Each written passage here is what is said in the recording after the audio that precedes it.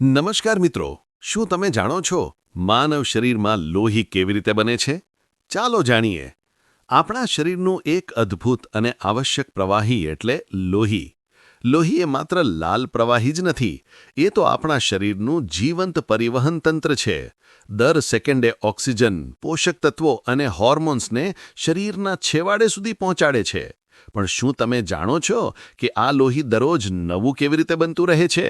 તો ચાલો જાણીએ એકદમ સરળ ભાષામાં. આ આખી જાદુઈ પ્રક્રિયા થાય છે આપણા હાડકાની અંદર. જી હા મિત્રો, હાડકાની અંદર. આ ખાસ કરીને લાલ બોન મેરો એટલે કે લાલ બોન મેરોમાં હોય છે. આ બોન મેરો છાતીના હાડકાં, કરોડના હાડકાં, જાંઘના હાડકાં અને પેલ્વિસમાં વિપુલ પ્રમાણમાં હોય છે. અહીં રહે છે એક જાદુઈ કોષ, હેમેટોપોએટિક સ્ટેમ સેલ. આ કોષ 3 પ્રકારના મુખ્ય બ્લડ સેલ્સ બનાવે છે. આ પ્રોસેસને હેમેટોપોએસિસ કહેવાય છે. 1. લાલ રક્તકણો આરબીસી, જે ઓક્સિજનનું વહન કરે છે. દર સેકન્ડે લાખો નવા આરબીસી બને છે. જૂના લીવર અને સ્પ્લીનમાં તૂટી જાય છે.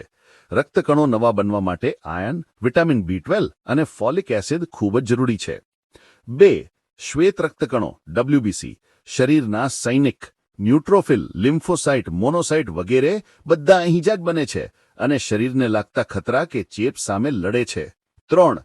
પ્લેટલેટ્સ, ખૂબ જ નાના, પણ ઘા પડે તો તરત જ રક્તને જમાવીને લોહી બંધ કરે છે.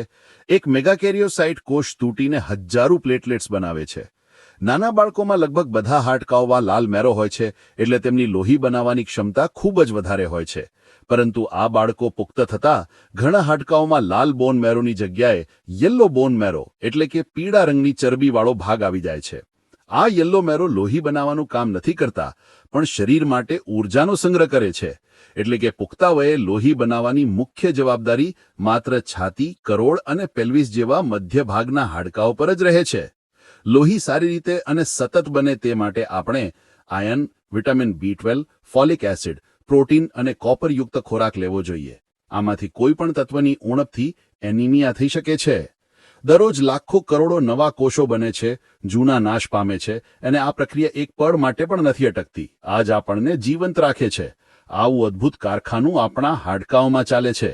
જો તમને વિજ્ઞાનની આવી મજાની વાતો ગમતી હોય તો યુટ્યુબના સર્ચ બારમાં ભટ્ટ અલ્પેશ લખી સર્ચ કરો અને લૂંટો વિજ્ઞાનની વાતોનો ખજાનો. આવજો, ફરી મળીશું એક નવી મજાની વાત સાથે. જય વિજ્ઞાન.